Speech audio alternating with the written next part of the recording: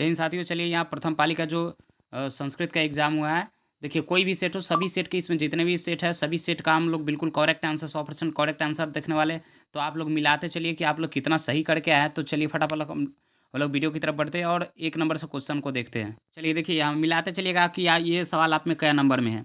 आदाय शब्द में कौन सा उपसर्ग लगा हुआ है। देखिए आदाय में कौन सा उपसर्ग पूछ रहा है, तो यहाँ पे आंग उपसर्ग हो जाएगा। आंग का मतलब आ उपसर्ग होता है। चलिए अगला, बही अर्थात बाहर के युग में कौन सी विभक्ति लगती है, तो चतुर्थी विभक्ति लगती है। अगर बी लगाया तो आपका बिल्कुल सही है।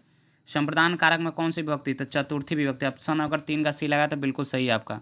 अगला, भगवत शब्द सप्तमी विभक्ति बहुवचन एक में क्या होगा, तो इसका क्या हो जाएगा, ऑप्शन नंबर बी भगवतस्सु। जैसे बाल कस्सु होता है, तो ऑप्शन नंबर बी लगाया तो आपका बिल्कुल सही है।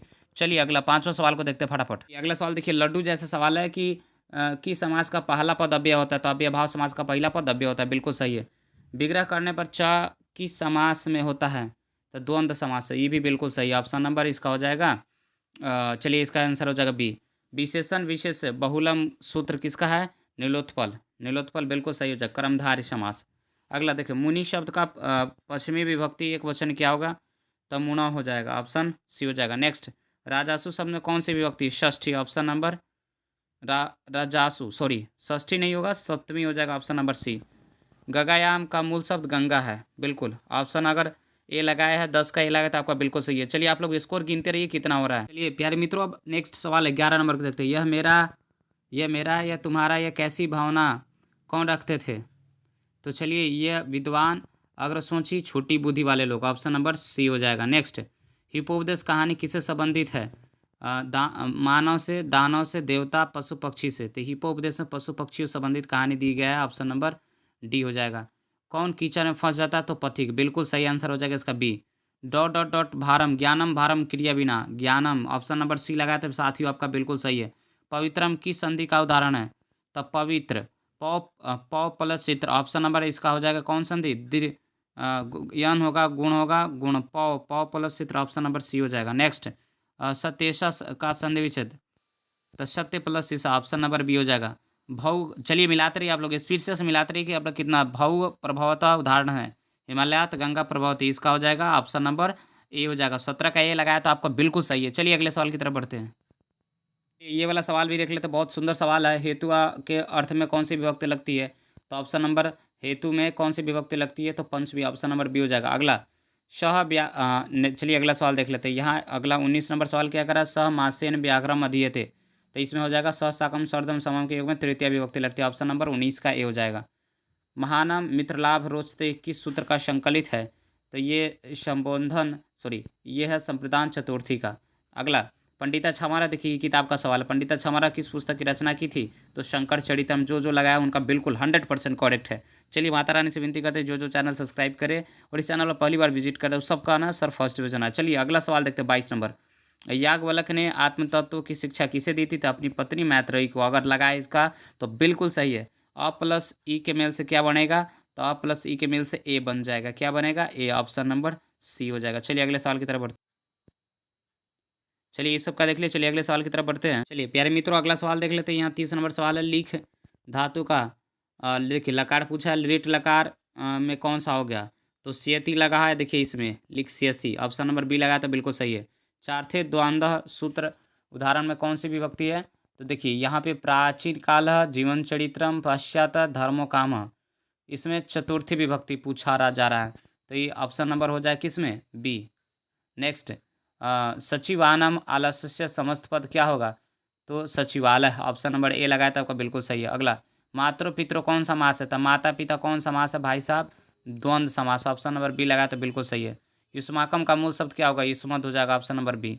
चतवाड़ा का मूल रूप क्या होगा, तो चतवाड़ा का मूल रूप पूछ रहा है ना, तो चतुर, ऑप्शन नंबर सी हो जाएगा। अस धातु का लोट लकार क्या हो जाएगा, लोट लकार में ना लोट लकार पूछा जा रहा है, तो अस्थि हो जाएगा, ऑप्शन नंबर अस्तु, अस्तु हो जाएगा, अस्तु, तू ताम अण, बी हो जाएगा। चलिए अगला सवाल की तरफ बढ़ते हैं। फटाफट काउंट भी करते रहिए कि कितना कितना सही हो रहा है, ये सब सवाल आप में कितने नंबर में दिए गए हैं। चलिए फटाफट आप अंत तक बने रहिए, सभी सवालों को हम लोग देखने वाले इस वीडियो में। चलिए अगला सवाल देख लेते हैं। यहाँ पे नेक्स्ट वाला सवाल है, पठे में कौन सा धातु है, तो पठ धातु है, बिल्कुल ऑप्शन नंबर बी बिल्कुल सही है। विज्ञासा के लेप में पढ़ते हैं, क्या हो जाएगा, विज्ञा है, ऑप्शन नंबर सी हो जाएगा। रोग में कौन सा पढ़ते हैं? रोग, रोग में कौन सा पढ़ते हैं? घैया पढ़ते हैं, कथ पढ़ते हैं? नहीं, इसका हो जाएगा क्षत्रिय नहीं है, ल्यूट हो जाएगा, ऑप्शन नंबर डी। क्री प्लस कत्वतु के योग से क्या बनेगा? कर्तव्य बनेगा, कर्तव्य, ऑप्शन नंबर बी लगाया तो बिल्कुल सही है आपका। योग सूत्र के रचनाकार कौन है? तो योग के कौन है? बिल्कुल पतंजलि लगाया, तो साथियों आपका बिल्कुल 100% करेक्ट है।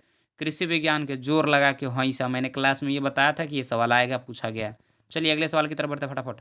चलिए साथियों अगले सवाल की तरफ बढ़ते हैं। वसुधा का पर्यायवाची क्या होगा?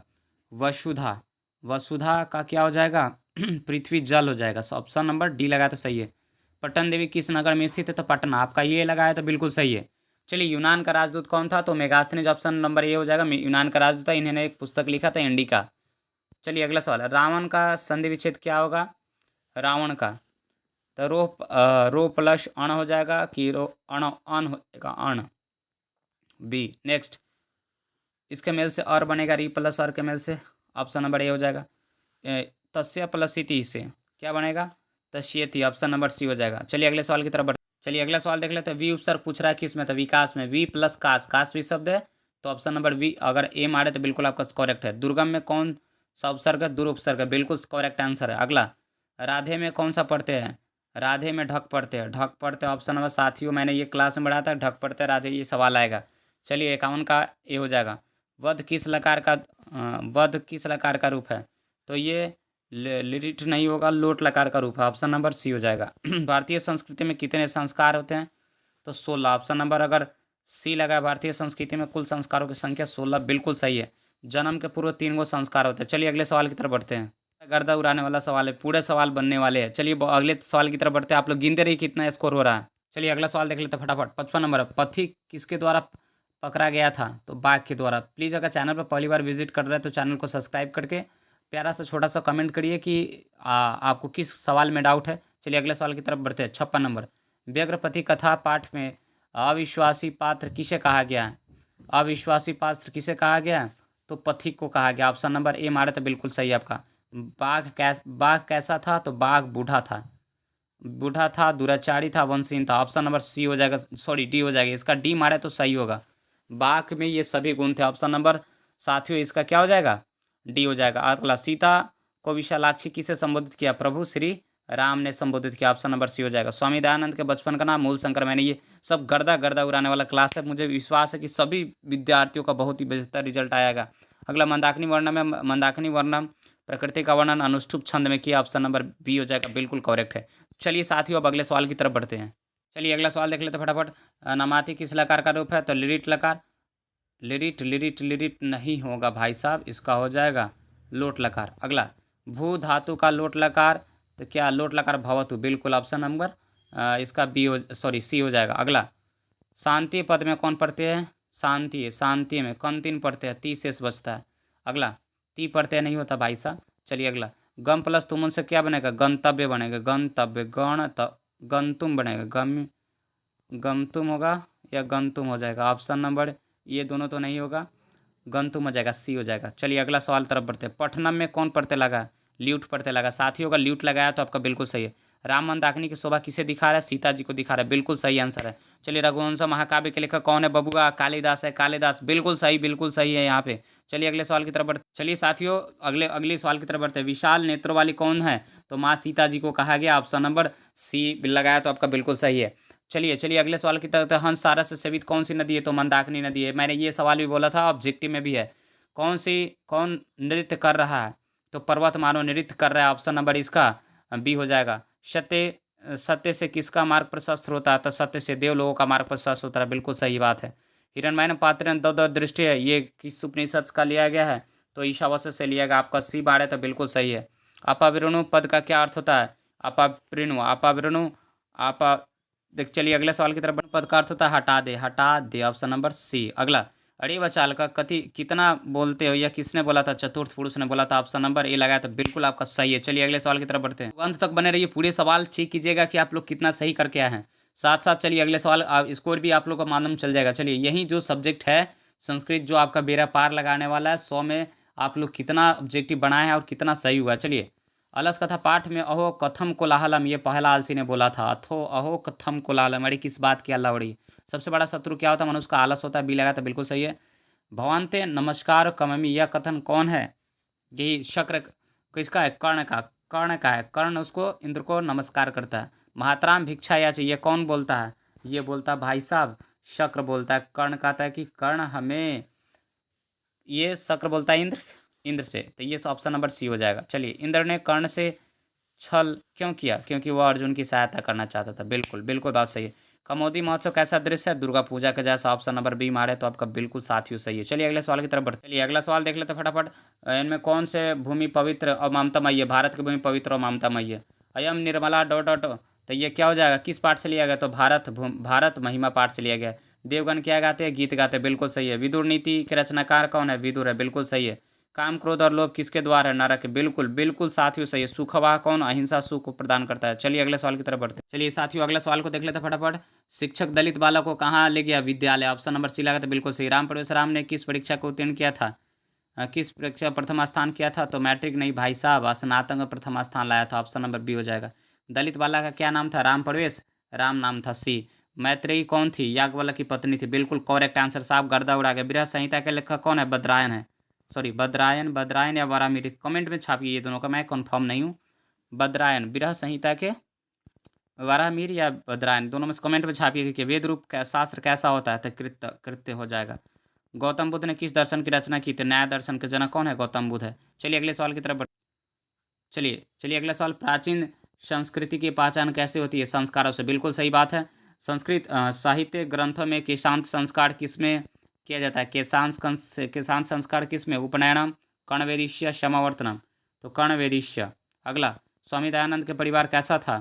तो शिव का उपासक था, भगवान शिव के उपासक था। ऑप्शन नंबर सी हो जाएगा। स्वामी दयानंद का निधन कब हुआ था? 1883। बिल्कुल सी आंसर बिल्कुल सही है। कौन प्रसाद को खा रहा था? चूहा, जिसको मूसक बोलते हैं। अगला, समाज और शिक्षा के उद्धारक कौन थे? तो वो राम परवेश राम नहीं था। समाज और शिक्षा के सुधारक स्वामी विवेकानंद थे। स्वामी कौन थे? स्वामी विवेकानंद जी थे कि विरजानंद जी थे? ऐसे दयानंद होगा। सॉरी सॉरी सॉरी, इसका आंसर हो जाएगा बबूगा सी हो जाएगा। सी सी सी आंसर लगाया तो साथियों आपका बिल्कुल सही है। इसका चूहा हो जाएगा। 1883 हो जाएगा। सी हो जाएगा। कर्णवेदिष्य हो जाएगा। नेक्स्ट संस्कारों से हो जाएगा। चलिए अगला, वैरनस से वरस्य आसनम, यह कौन बोला था? भगवान बुद्ध बोला था कि वैर से वैर का नाश असंभव है। भगवान बुद्ध। प्लीज़ अगर आप चैनल पर पहली बार विजिट किए हैं तो चैनल को प्लीज़ सब्सक्राइब कीजिए। इसमें हम लोग 100% ऑब्जेक्टिव सही देखे या प्लस 100 ऑब्जेक्टिव देखे। चलिए मिलते हैं नेक्स्ट वीडियो में। आप आपके एग्जाम के लिए बेस्ट ऑफ लक। जय हिंद।